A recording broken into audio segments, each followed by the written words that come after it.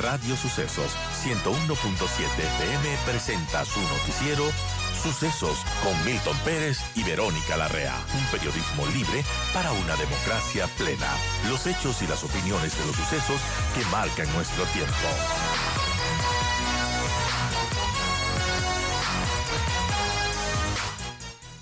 Y bueno, vamos a saludar a nuestro siguiente invitado, a Clever Mantilla, periodista, articulista, investigador social, sobre la coyuntura social, política y también las preocupaciones en torno a la impunidad. Y bueno, mientras tanto, las mesas de diálogo entre el gobierno y la CONAIE están avanzando. Recordemos que este diálogo inició el pasado 13 de julio. Hay unos pocos avances para la reestructuración de pasivos. Hay la posibilidad de que se reestructuren a 10 años de plazo y 3 meses de gracia también en ciertos casos. Y bueno, también la mesa de focalización de subsidios estará retomando el día jueves. Y hay perspectivas, muchos temas que están pendientes sobre estas mesas de diálogo. Y hay también una preocupación que nos expone Clever Mantilla, articulista de Diario La Hora, sobre estos diálogos. Dice, si no existe profundidad en el debate político y una rigurosa reflexión de temas en las mesas de negociación del gobierno y los grupos de indígenas, activaremos una bomba de tiempo inusitada. El origen de las protestas de junio nace del incremento de los precios de los combustibles, pero con el factor cultural activo que en contexto tuvo más peso. La parte más paradójica y misteriosa de realizar una campaña de protesta fue y es la impunidad, esa creencia en el desquite, a pedradas y el vandalismo, pero sin sanción. Eso nos dice Clever en una introducción a su artículo. Y gracias, Clever, por estar con nosotros. Bienvenido. ¿Y cómo ve este avance de las mesas de diálogo? ¿Usted cree que va a tener una conclusión, un fin positivo para nuestro país o quizás no? Quizás hay como muchos escépticos que dicen solo se busca alargar ese tema para volver a las pedradas. ¿Usted qué es lo que cree? ¿Cómo ha visto el análisis de esta coyuntura que se ha desarrollado en estos días? Y bueno, ¿qué perspectivas también tiene? Gracias, Clever. Bienvenido, lo escuchamos. Sí, muy buenos días a todos los que nos escuchan.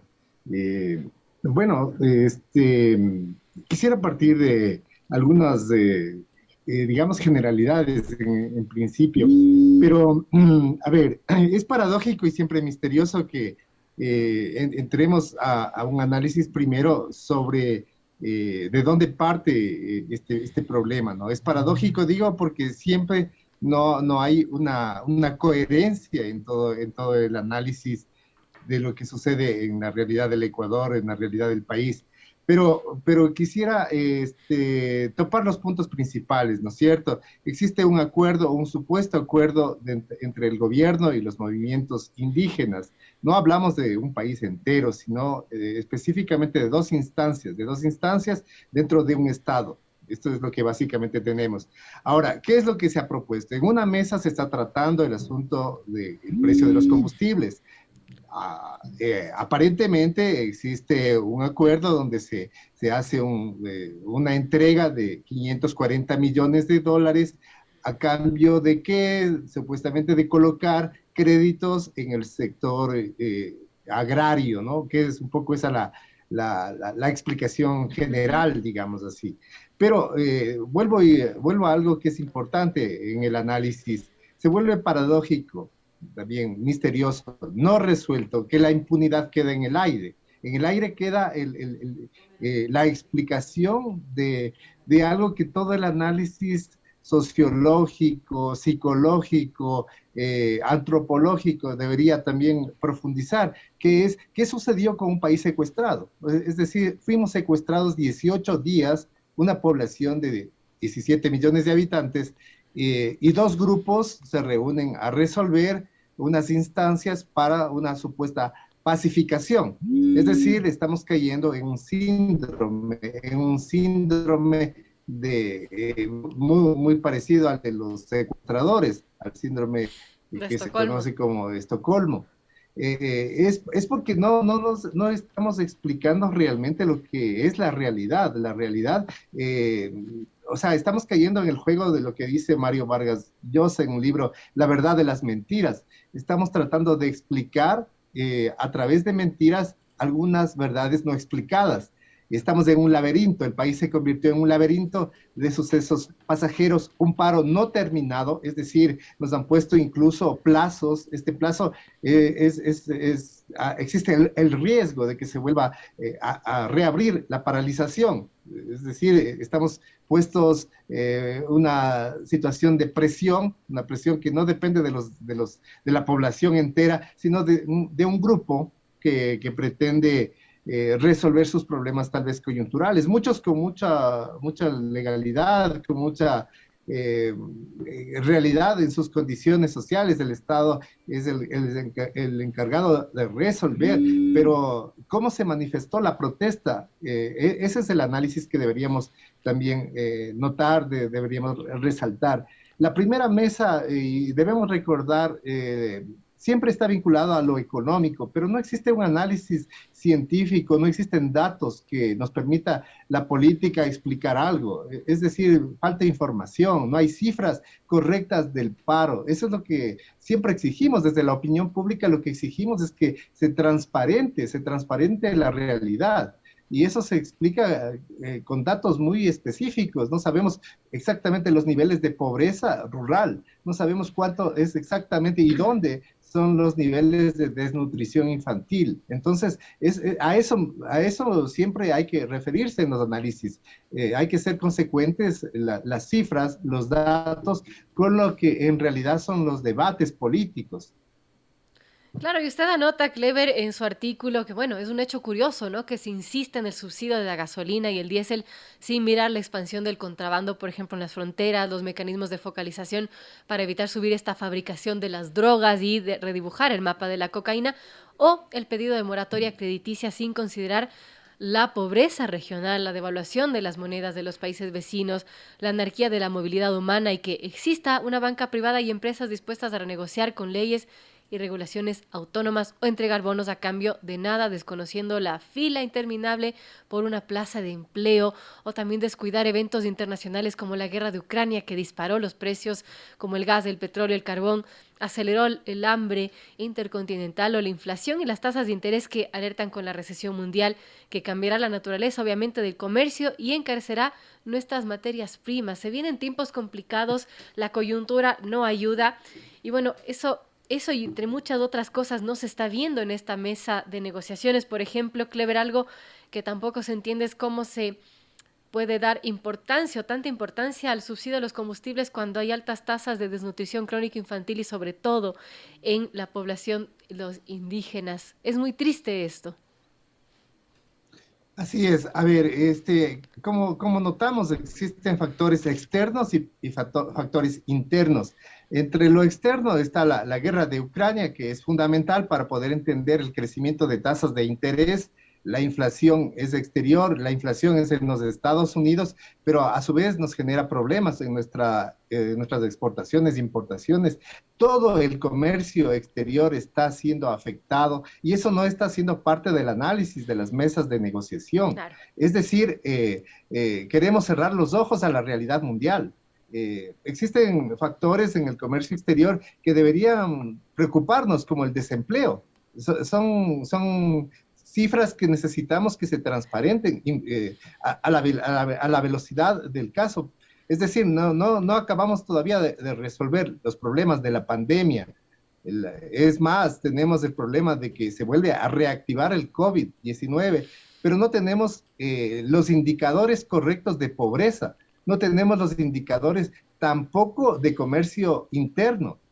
Entonces, no estamos haciendo una realidad, un reconocimiento real de la realidad, de lo que está sucediendo en el país. Lo que tenemos es una aproximación, es decir, tenemos unas intenciones de ideologías incluso extremistas del pasado.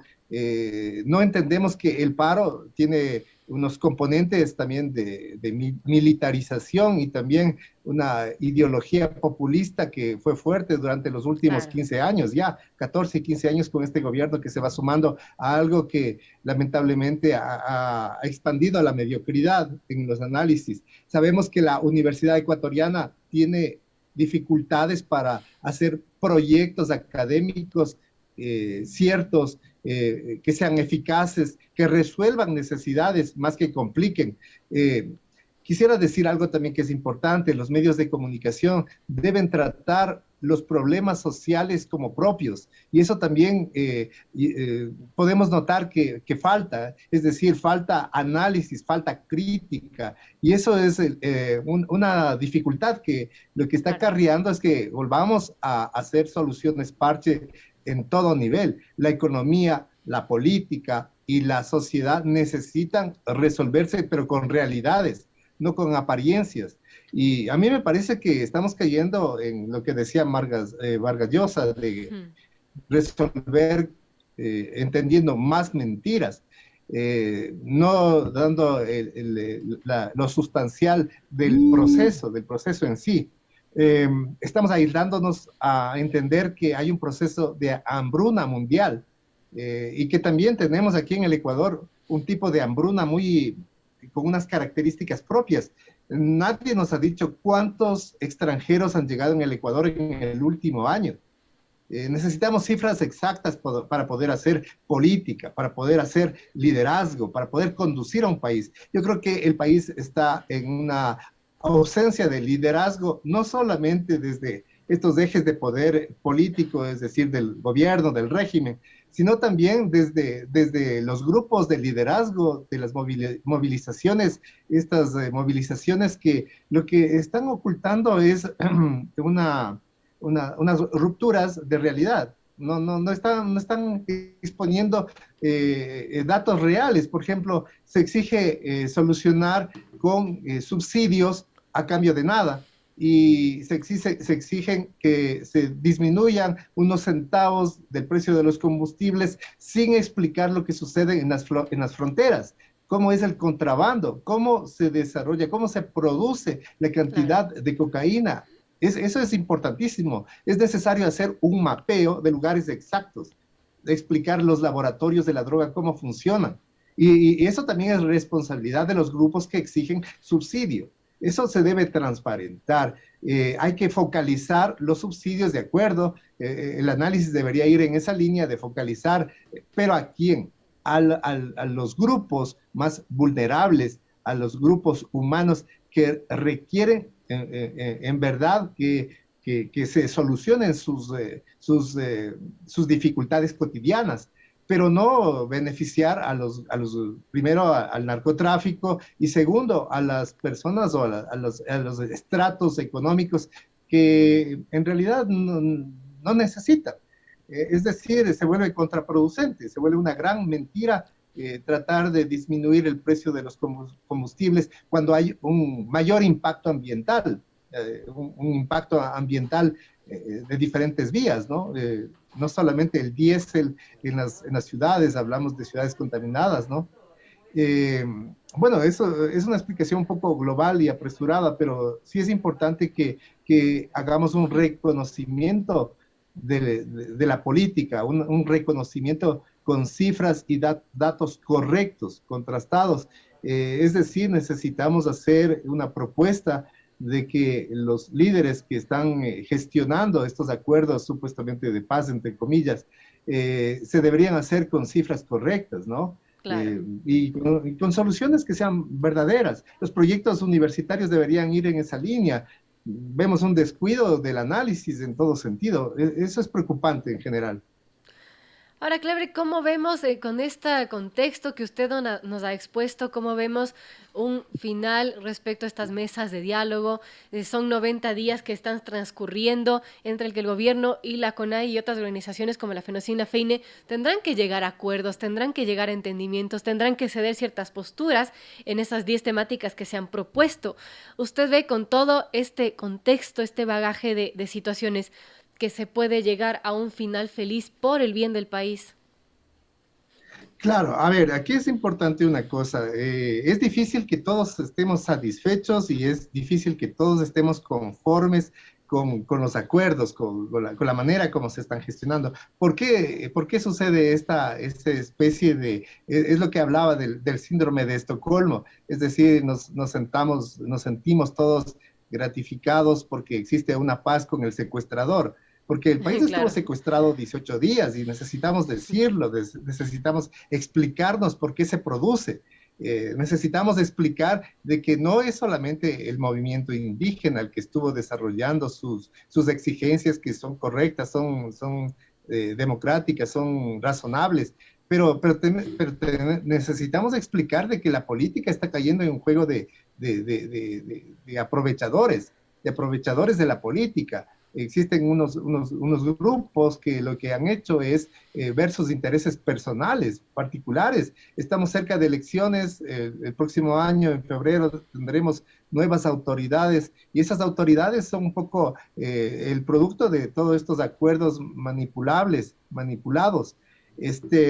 Bueno, pero en cuanto a lo que hablaba de salir de este síndrome de Estocolmo, es decir, ver soluciones correctas, reales, posibles. Yo creo que es una bomba de tiempo, como argumentaba en el texto. Es una bomba de tiempo porque no sabemos cuáles van a ser lo que va a suceder luego. Si es que esto no es una solución económica real, es decir, nos piden subsidios, pero no hay trabajo. El detonante simplemente es activar algo que luego puede ser contraproducente. Estamos en un laberinto sin salida, en un manicomio que nadie sabe si es que esto en realidad nos está conduciendo a un desarrollo, a unas propuestas democráticas, a una propuesta de proyecto de país. Yo creo que, si es que soy muy optimista, yo creo que estamos alcanzando una paz, pero solamente temporal, una paz que es también relativa y una pacificación que en realidad no está llegando a las soluciones. La solución es enfrentar la desnutrición infantil y la pobreza, y eso no está sucediendo. Y lo otro, tenemos ejemplos cotidianos.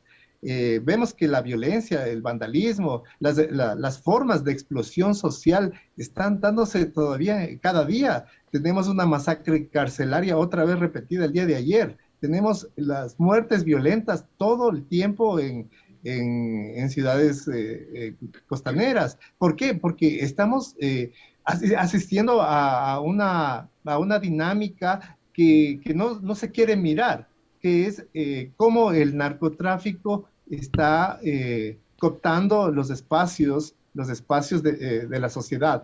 La sociedad civil está siendo infectada. Y eso también necesita un análisis, no solo militar, no solo de seguridad, sino necesita también un análisis económico. Y eso es responsabilidad de las instancias intelectuales, es decir, para eso necesitamos que la academia también haga investigación, necesitamos que se produzca una nueva universidad, una universidad responsable con lo que sucede en el país. Necesitamos tener cifras correctas del blanqueo de dinero, del narcotráfico, y eso no se está produciendo. No tenemos ningún dato que sea primero de actualidad, que sea contrastado, que plantee un proyecto y soluciones en el bienestar, con un bienestar democrático, social. Lo que sí tenemos es un juego de discursos, pero con estas soluciones que son parche, ¿no? No se soluciona nada con mentiras. Y lo que estamos viviendo es un tiempo, digamos, un apogeo de la mentira política. Y eso es lo que estamos viendo, ¿no? A nivel de régimen gubernamental, como también de estos grupos, yo diría que tienen su reivindicación y su planteamiento histórico, que es estos principios desde las visiones indigenistas, pero que en realidad no transparentan propuestas reales, es decir, no es la solución. Puede ser, sabemos que existe problema cuando el remedio se vuelve peor para solucionar algo, ¿no? La enfermedad se agrava. Y aquí tenemos una enfermedad muy grave que se viene arrastrando con este populismo y esta mensajería de la mentira política que no está solucionando nada. Y estamos estamos a unos pocos meses de volver a cambiar autoridades, pero así como está el país, me parece que incluso podemos tener unos riesgos de volver a caer con las personas que no son las indicadas para guiar la política del país, el liderazgo del país.